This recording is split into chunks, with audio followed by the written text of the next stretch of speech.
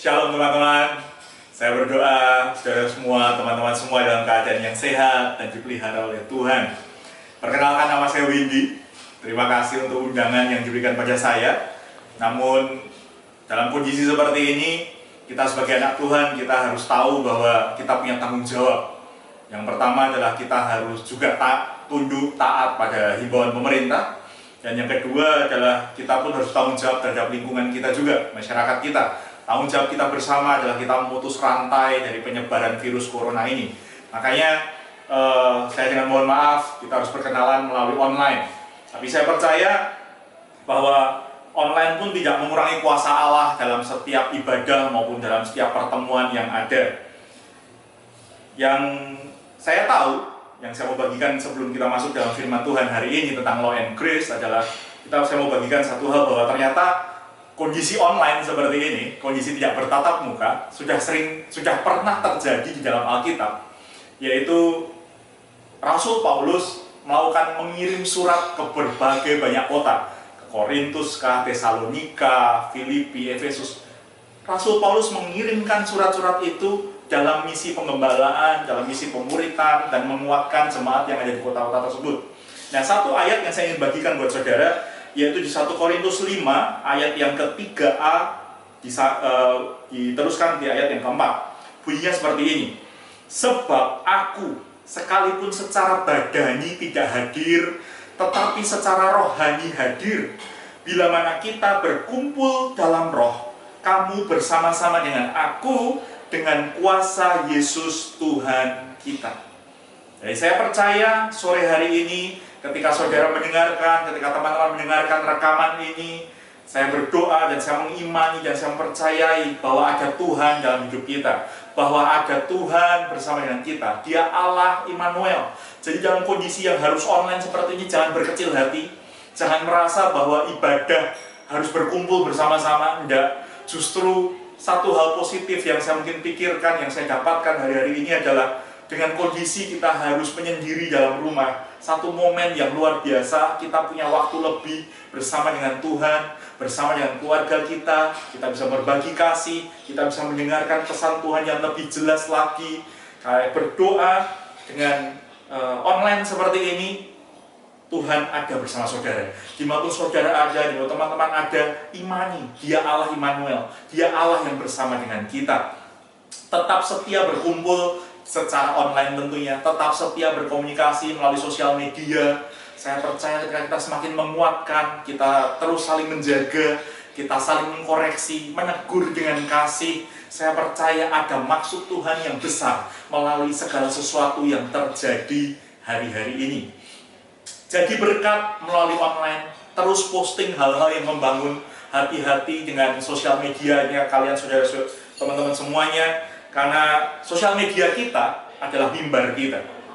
Jadi engkau punya satu kekuatan luar biasa melalui sosial media untuk menjangkau banyak orang, untuk menjangkau teman-temanmu, keluargamu, bahkan orang yang gak kau kenal. Kau bisa jangkau itu dengan sosial mediamu. Gunakan sosial mediamu sebagai mimbarmu untuk memancarkan terang kasih Allah dalam kehidupan ini.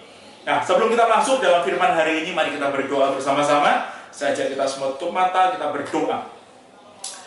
Ya Allah yang baik, Engkau adalah sumber anugerah, sumber kasih karunia yang menjadi kekuatan untuk kehidupan kami. Terima kasih untuk segala anugerah kebaikan yang Tuhan berikan kehidupan kami. Anugerah keselamatan, penyertaan, pemeliharaan, di mana Engkau selalu ada di hidup kami. Kami bersyukur untuk semuanya. Bahkan di kondisi hari ini Tuhan, ketika kami melihat ada virus corona, sehingga kami harus berdiam diri dalam rumah, menjaga jarak fisik dengan teman-teman dan saudara kami. Kami percaya ada maksud Tuhan yang sangat baik untuk hidup kami. Kami berdoa, kami bisa melihat apa yang Tuhan mau. Bahkan kami bisa tetap menjadi terang dan jawaban dalam satu kondisi di mana dunia dalam kekelaman dan kegelapan. Kami berdoa Tuhan, berkat-Mu melimpah dalam hidup kami, dan apapun yang kami kerjakan, tuntun hidup kami, sehingga hidup kami memancarkan terang kasih Tuhan. Kami mau merenungkan firman Tuhan, kami mau belajar firman Tuhan hari ini tentang Law and Grace. Hamba-Mu berdoa, jadikan firman ini berkat untuk setiap yang mendengarkan.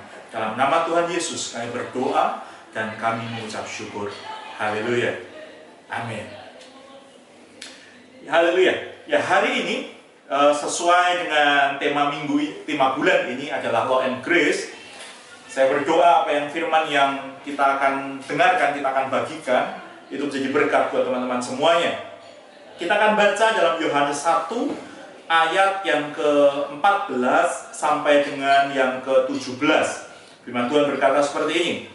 Firman itu telah menjadi manusia dan diam di antara kita, dan kita telah melihat kemuliaannya, yaitu kemuliaan yang diberikan kepadanya sebagai anak tunggal Bapa, penuh kasih karunia dan kebenaran. Yohanes memberi kesaksian tentang dia dan berseru, katanya, inilah dia yang kumaksudkan ketika aku berkata, kemudian daripadaku akan datang dia yang telah mendahului aku, sebab dia telah ada sebelum aku. Ayat yang ke-16, karena dari kepenuhannya lah kita semua telah menerima kasih karunia demi kasih karunia. Sebab hukum Taurat diberikan oleh Musa, tetapi kasih karunia dan kebenaran datang oleh Yesus Kristus. Yohanes 1 ayat 14-17 berkata seperti itu, saudara, bahwa di dalam Yesus ada kasih karunia, dan bahkan tidak cuma kasih karunia, tapi di situ ayat 16 disebutkan karena kepenuhan di dalam Yesus Kristus kita semua menerima kasih karunia demi kasih karunia. Jadi di dalam Yesus ada banyak sekali kasih karunia, berlipat ganda kelimpahan kasih karunia dalam Yesus. Nah, di dalam Yesus Kristus kasih karunia dan kebenaran atau hukum itu seperti dua sisi mata uang yang tidak bisa dipisahkan. Karena kasih karunia justru bekerja itu dalam kebenaran. Dalam Amplified Bible berkata ayat yang ke-17, for the law was given through Moses, but grace, the unearned, undeserved favor of God, and truth came through Jesus Christ. Artinya bahwa hukum diberikan melalui Musa, tapi kasih karunia yang tidak layak kita terima dari Allah dan kebenaran datang melalui Yesus Kristus. Kasih karunia adalah perkenanan Tuhan yang diberikan kepada kita, itu bukan karena kita layak, bukan karena kita melakukan pekerjaan baik, bukan karena kita berbuat baik, bukan karena kita terus banyak berdoa, juga bukan karena kita setiap minggu, bahkan mungkin setiap hari kita ke gereja. Tidak, saudara. Kasih karunia di ayat yang ke-17 saya disebutkan bahwa diberikan hanya kepada Tuhan, karena Tuhan, dan diberikan kepada kita dari Tuhan Yesus, karena Tuhan Yesus mengasihi kita. Semata-mata kasih karunia diberikan hanya karena Tuhan itu mengasihi kita. Bukan karena kita baik, bukan karena kita anak orang terpandang, bukan karena kita anak yang rajin belajar. Enggak, semuanya itu tidak. Tapi hanya karena Yesus mengasihi kita, maka kita menerima kasih karunia. Tuhan tidak nunggu kita layak lebih dahulu, baru Dia berikan kasih karunia-Nya. Tetapi Dia berikan kasih karunia-Nya sekalipun kita tidak layak. Sekalipun kita melakukan sesuatu, atau bahkan tanpa kita melakukan sesuatu yang besar dulu.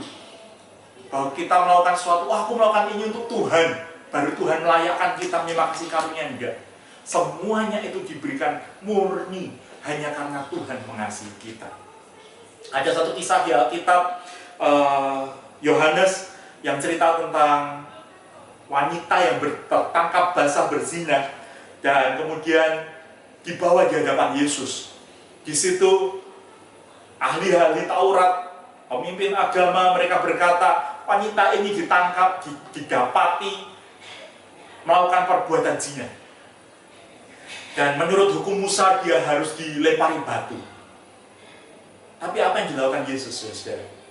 Yesus menulis di tanah dan dia berkata, kemudian dia berbalik dan berkata kepada semua yang ada di tempat itu, kalau ada yang tidak berdosa di tempat ini, maka dia boleh pertama kali melemparkan batu. Wanita ini mungkin dia sadar dia salah. Dia sadar dia berdosa. Dia sadar dia layak mati. Dia layak dilempari batu. Secara hukum Taurat, itu yang harus terjadi dalam hidupnya. Dan dia cuma tinggal menerima hukuman mati itu.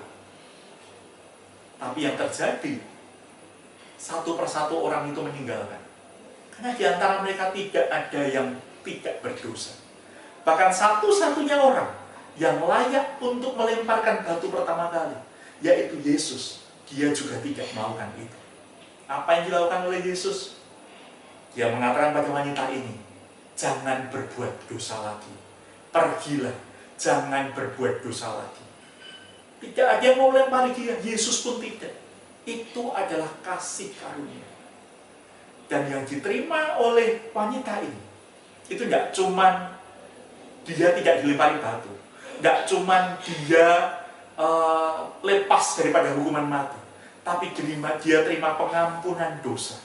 Dia terima keselamatan di dalam Yesus Kristus. Itulah kasih karunia.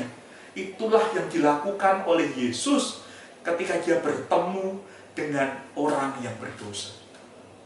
Matius yang kelima, ayat yang ke-17 berkata begini, bahwa Yesus ada, itu bukan untuk menyiagakan hukum Taurat. Tetapi Yesus ada justru menggenapi hukum Taurat. Itu yang dilakukan Yesus. Dia bukan menyiagakan. Karena kasih karunia-Nya Yesus itu bekerja di dalam kebenaran. Bekerja dalam hukum yang ada. Jadi ketika kita hidup dalam kebenaran Allah, kita hidup dalam firman Allah, maka kasih karunia Allah itu terus ada dalam kehidupan ini.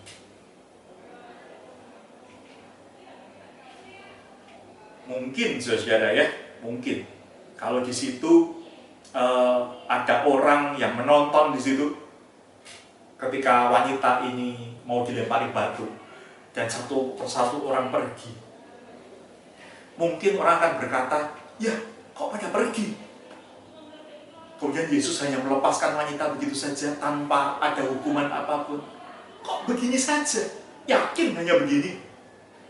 Gak ada hukuman apapun sekalipun dia berbuat dosa. Bagi penonton yang mungkin mereka tidak tahu tentang kasih karunia, mereka akan merasa ini sesuatu yang mengecewakan.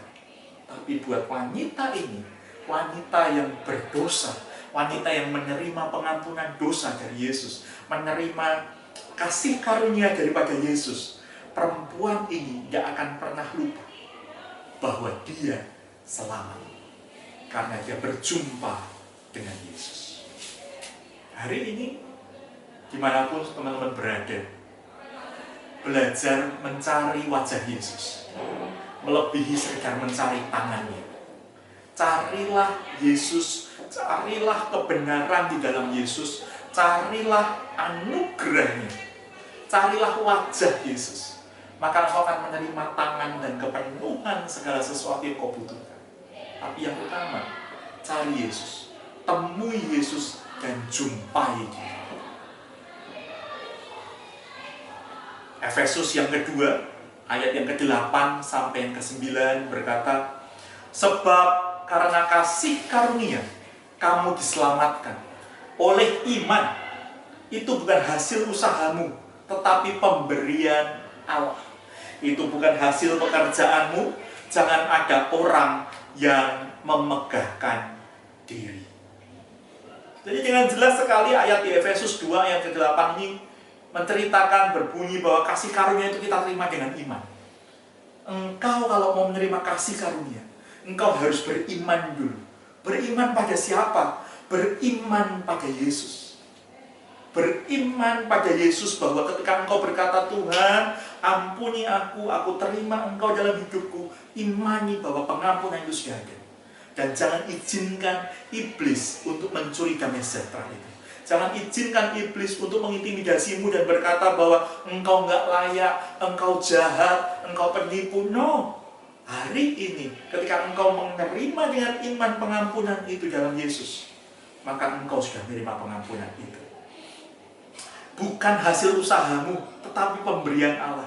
Sekali lagi, firman Tuhan mengingatkan, bukan karena kita berbuat baik, bukan karena kita rajin berdoa, bukan karena kita rajin ke gereja, tapi semuanya itu karena pemberian Allah. Bukan, ayat yang ke-9 berkata, itu bukan hasil pekerjaanmu, dan jangan ada orang yang memegahkan diri. Kalau ada orang lain yang menerima keselamatan setelah engkau menginjil atau engkau bersaksi, janganlah sekali-kali engkau mengatakan, oh orang itu selamat karena dia mendengar kesaksianku. Tidak, saudara-saudara. Jangan sampai engkau mencuri kemuliaan Allah. Tapi semuanya itu hanya karena kasih karunia. Karena itu hanya karena kemurahan hati Tuhan saja. Sehingga dia memberikan kasih pengampunannya, kasih karunia, anugerah pengampunannya kepada orang yang mendengarkan kesaksiannya. Berbanggalah ketika engkau dipakai Allah. Tetap rendah hati, terus bersaksi. Karena engkau tidak tahu kapan kesaksianmu dipakai Allah untuk orang lain. Tapi terus bersaksi. Jadi berkat dengan apapun yang kau bisa lakukan. Tadi saya sempat menyinggung bahwa sosial media kita adalah mimbar dari setiap kita. Tidak semua orang punya privilege untuk berdiri di mimbar atau sharing firman Tuhan di mimbar. Tapi sosial mediamu adalah mimbar. Itu adalah senjata yang luar biasa di tangan orang yang tepat. Kau harus gunakan itu untuk bersaksi, untuk posting hal-hal yang benar, posting tentang kebenaran firman, posting tentang kesaksianmu, posting tentang kebaikan Tuhan dalam hidupmu. Kau harus lakukan itu. Maka kau akan lihat ada banyak orang yang menerima kesaksianmu, akan dijamah orang, akan dijamah Tuhan dan menerima keselamatan. Pernah enggak saudara-saudara atau teman-teman semuanya, ketika kita ngajak orang untuk kelompok sel, untuk kita datang dalam ibadah youth atau KKR lah, kemudian kau terima jawaban seperti ini, nanti dulu deh, aku belum benar-benar banget kok hidupnya, nanti aja deh, aku masih ngerokok, nanti aja deh, ke gerejanya kerjaanku masih banyak, aku belum layak masuk gereja. Kalau kau pernah melakukan itu dan kau pernah mendengar jawaban seperti itu, maka engkau berhadapan dengan orang yang belum mengenal tentang konsep kasih karunia. Dan ketika engkau berhadapan dengan orang-orang tersebut, engkau punya kesempatan, engkau punya diberi kesempatan oleh Allah untuk kau bisa menceritakan bahwa kasih karunia Allah itu bukan karena kesucian kita. Kasih karunia Allah sekali lagi ditawarkan kepada kita itu dengan cuma-cuma. Kasih karunia diberikan kepada kita, ditawarkan pada kita bukan karena apa yang kita buat.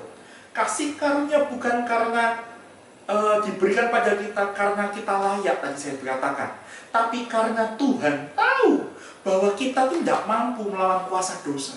Tuhan tahu bahwa kita tidak mampu menyucikan diri kita sendiri. Maka dari itu dia memberikan kasih karunia-Nya dalam hidup setiap orang yang mau menerima dengan iman. Roma 3 ayat yang ke-23 sampai yang ke-24. Ayat yang ke-23 berkata, Roma 3, 23 dan 24. Karena semua orang telah berbuat dosa dan telah kehilangan kemuliaan Allah. Semua orang berdosa. Bahkan kita yang di tempat ini, yang mendengarkan ini, kita semua pernah hidup dalam dosa. Bahkan tanpa sadar, sekalipun kita sudah terima keselamatan, kita melakukan perbuatan yang tidak berkenan pada Allah. Kita semua berbuat dosa dan telah kehilangan kemuliaan Allah. Dan oleh kasih karunia telah dibenarkan. Jadi yang membenarkan kita, yang menyucikan kita, itu bukan perbuatan kita.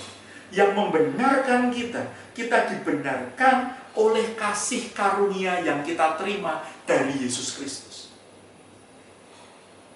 Jadi kalau engkau nanti berhadapan dengan orang lain yang berkata seperti itu, beritakan kabar baik, bahwa ada keselamatan, bahwa ada kasih karunia yang diberikan dengan cuma-cuma bagi siapapun yang mau terima dengan iman. Firman Tuhan tadi berkata, dan oleh kasih karunia telah dibenarkan dengan cuma-cuma karena penebusan dalam Kristus Yesus. Jadi semua orang yang mau dibenarkan, dia akan menerima kasih karunia dengan cuma-cuma hanya dalam Yesus Kristus. Sesimpel itu. Kalau ada yang tanya, iyakah hanya sesimpel itu? Ya, hanya sesimpel itu. Hanya ketika engkau menerima dengan iman keselamatan itu, hanya dengan iman engkau menerima kasih karunia itu, maka Tuhan akan membenarkan hidupmu. Maka hidupmu akan disucikan, hidupmu akan dibenarkan. Jadi, karena kasih karunia ini ditawarkan dengan cuma-cuma oleh Tuhan, karena tidak ada seorang pun yang bisa menang melawan dosa. Dan dosa, kematian, sudah dikalahkan dengan pengorbanan, penebusan Yesus Kristus di kayu salib. Kasih karunia diberikan secara cuma-cuma. Jadi jangan nunggu dirimu layak. Jangan nunggu dirimu lepas dari dosa. Tidak ada mampu orang yang bisa lepas dari dosa kalau dia tidak melalui Yesus Kristus. Jangan menunggu kalau engkau merasa dirimu itu sudah suci, kalau dirimu itu sudah melakukan perbuatan yang benar. No, hari ini kalau engkau mendengar firman ini dan engkau merasa, Tuhan, aku tidak layak, tapi aku mau terima kebenaran firman ini. Aku mau engkau ada dalam hidupku dan aku mau dibenarkan. Ini waktunya untukmu. Kasih karunia ini ditawarkan secara cuma-cuma. Karena tahu sekali Tuhan tahu sekali bahwa engkau tidak sanggup membayarnya. Engkau tidak sanggup untuk melawan dosa.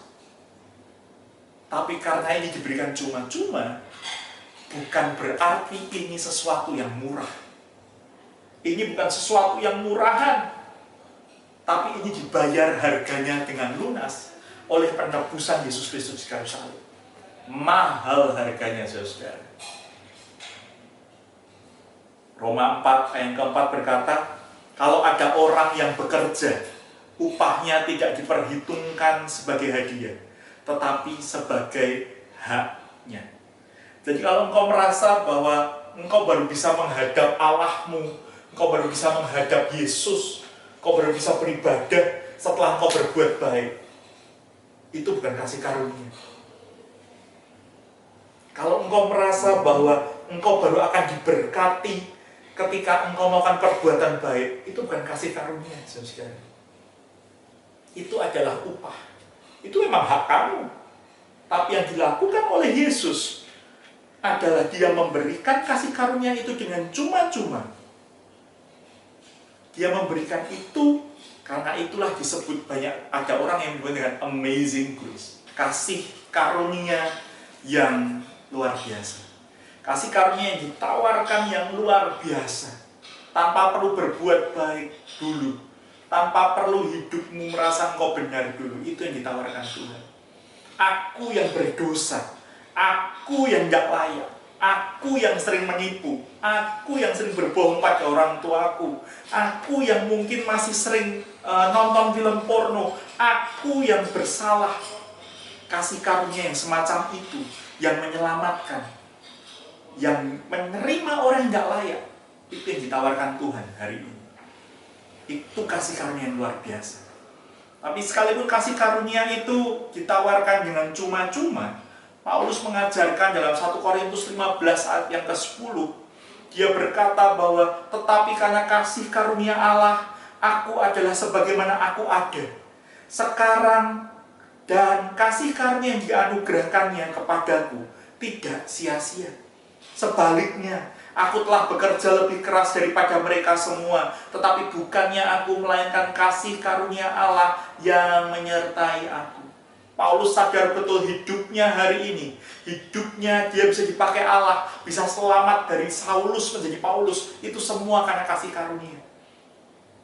Paulus sadar justru karena kasih karunia yang luar biasa itu diberikan dalam hidupnya, dia tidak mau menyia-nyiakan itu. Dia mau hidupnya total untuk Tuhan. Dia mau hidupnya total memuliakan nama Tuhan. Jadi hari ini buat engkau yang sudah mengalami kasih karunia, hanya karena kasih karunia itu cuma-cuma, hanya karena engkau sudah menikmati kasih karunia itu, bukan alasan untuk hidupmu hari ini benar, besok engkau berdosa. Hari ini engkau bertobat, besok engkau berdosa lagi. Hari ini engkau melakukan pekerjaanmu, haruslah Paulus mengajarkan, haruslah engkau melakukan itu dengan benar. Bahkan engkau melakukan itu lebih baik lagi. Engkau melakukan itu dengan lebih benar. Di hadapan orang-orang, engkau melakukan itu dengan tulus hati. Di hadapan orang-orang, engkau melakukan itu dengan kerendahan hati. Justru karena engkau menerima kasih karunia. Paulus, dia bekerja lebih keras lagi. Dia tidak cuma sebagai penginjil, tapi dia juga dalam kehidupannya dia bekerja. Dia sebagai pembuat tenda.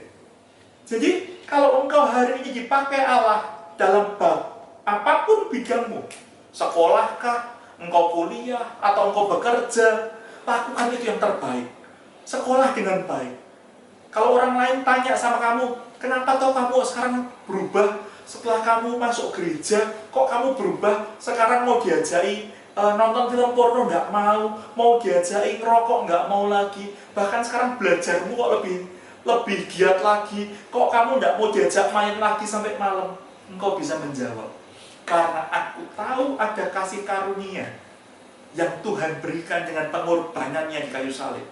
Maka dari itu, aku nggak mau menyanyiakannya. Engkau bisa menjawab itu, sehingga Tuhanmu dimuliakan. Jadi saudara, teman-teman yang terkasih, kalau kita menerima anugerah, kita menerima kebaikan orang, contoh, saya punya anak 2. Kemudian anak-anak saya itu yang nomor 1, ulang tahun kemarin, usia yang ke 9 menjelang 10, dia mendapat hadiah dari opanya sebuah handphone. Kayaknya dia sudah pengen handphone, tapi sampai hari ini papahnya tidak belikan. Saya tidak mau membelikan itu, karena saya punya prinsip, kalau handphone gunanya bukan untuk main, handphone ya gunanya untuk telepon. Jadi dia tidak butuh telepon. Tapi opanya karena sangat mengasihinya, diberikan itu, tapi dengan syarat hanya boleh dipakai waktu weekend. Nah, apa yang terjadi kalau anak saya, dia menggunakan handphone itu dengan tidak benar. Dia menggunakan handphone itu di luar waktu yang sudah diperjanjikan. Dia mungkin menggunakan handphone itu untuk mencari konten-konten yang nggak benar. Tentu kita akan kecewa. Bukannya dipakai untuk kepentingan yang sesuai dengan sudah diberikan, tapi digunakan untuk hal-hal yang tidak benar. Kecewa. Itu mungkin hal yang sama yang dialami oleh Yesus. Kalau dia tahu bahwa pengorbanannya di kayu salib, kita menyanyiakannya, dia tentu akan bersedih. Jadi jangan lagi, saudara-saudara, jangan lagi kita menyalibkan Yesus yang kedua kali dengan kita menyanyiakan kasih karunia-Nya. Lukas 7 ayat 41-42. Ada 2 orang yang berhutang kepada seorang pelepas uang. Yang seorang berhutang 500 dinar, yang lain 50. Karena mereka tidak sanggup membayar, maka ia menghapuskan hutang kedua orang itu. Siapakah di antara mereka yang akan terlebih mengasihi dia? Siapa yang lebih mengasihi dia? Siapa yang lebih mengasihi pelepas hutang? Yang 500 atau yang 50? Tentunya yang 500, betul? Karena dia menerima anugerah yang lebih besar. Hari ini, di Roma 5 ayat ke-17 ayat yang terakhir, sebab jika oleh dosa satu orang, maut telah berkuasa sebab jika oleh dosa satu orang, maut telah berkuasa oleh satu orang itu, maka lebih benar lagi mereka yang telah menerima kelimpahan kasih karunia dan anugerah kebenaran akan hidup dan berkuasa oleh karena satu orang itu, yaitu Yesus Kristus. Hanya ada satu nama, yaitu Yesus Kristus, yang bisa memberikan kasih karunia yang cuma-cuma, yang hanya bisa memberikan kasih karunia yang berkelimpahan, kasih karunia demi kasih karunia. Hanya Yesus yang bisa memberikannya. Dan hari ini, kasih karunia itu ada. Hari ini, kasih karunia itu diberikan dalam hidupmu. Ayat kunci, ayat tema bulanan yang ada, Roma 6 ayat yang ke-14. Sebab kamu tidak akan dikuasai lagi oleh dosa, karena kamu tidak berada di bawah hukum Taurat, tetapi di bawah kasih karunia. Hari ini, jika engkau mau menerima kasih karunia, maka engkau tidak di bawah lagi hukum dosa. Engkau tidak lagi hidup dalam dosa, tapi engkau dibenarkan oleh iman dalam kasih karunia dalam nama Yesus Kristus. Mari kita berdoa bersama-sama.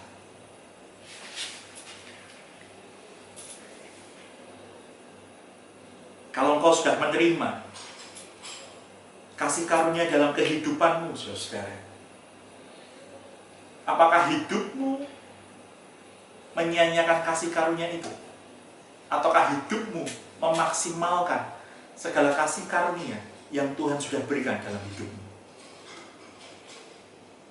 Saya berdoa, engkau yang sudah menerima kasih karunia, hari ini kau ingat bahwa ada pengorbanan Yesus yang mahal harganya, dan engkau tidak mau menyia-nyiakan itu lagi.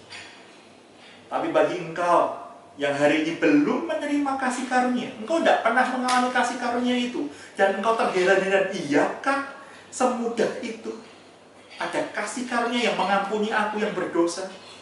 Ya, hari ini sungguh ada kasih karunia Tuhan yang dilimpahkan buat saudara. Ada kasih karunia Tuhan yang diberikan dengan cuma-cuma melalui pengorbanan Yesus Kristus. Dan engkau hanya cukup menerima dengan iman. Dan engkau undang Yesus masuk dalam hatimu. Bapa, kami bersyukur buat sharing firman sore hari ini. Rema yang Tuhan berikan, pesan yang Tuhan sampaikan, bahwa oleh pengampunanmu, oleh pengorbanan di atas kayu salib, engkau memberikan pengampunan, engkau memberikan kasih karunia yang berkelimpahan. Amazing grace, kasih karunia yang cuma-cuma, sekalipun kami tidak layak, tapi Tuhan berikan kasih karunia itu. Dan malam hari kalau di antara engkau yang mendengarkan ada yang engkau mau menerima Yesus, engkau belum pernah mengalami kasih karunia itu, kau ikuti doaku ini, kau ikuti bersama-sama, semua yang mendengarkan, sama-sama kita berdoa bersama-sama. Tuhan Yesus, hari ini aku mengaku dosaku. Aku sudah mendengarkan firman-Mu dan aku mau terima keselamatan itu. Aku undang Engkau menjadi juru selamat dalam hidupku. Masuklah dalam hidupku dan berkuasalah atas hidupku. Ambil alih seluruh kehidupanku dan biarlah hidupku dibenarkan. Dan hari ini kasih karunia, pengampunan, keselamatan itu diberikan dalam kehidupanmu. Dalam nama Tuhan Yesus, setiap dari kami dijagai Tuhan, dipelihara oleh Tuhan, dilindungi oleh Tuhan. Karena hidup kami ada dalam kendalinya Tuhan. Yang terbaik kami percaya Engkau berikan dalam kehidupan kami. Terjadilah menjadi kehendak-Mu dalam kehidupan setiap kami yang mendengarkan sore hari ini. Dalam nama Tuhan Yesus kami berdoa dan mengucap syukur. Haleluya. Amin. Tuhan berkati.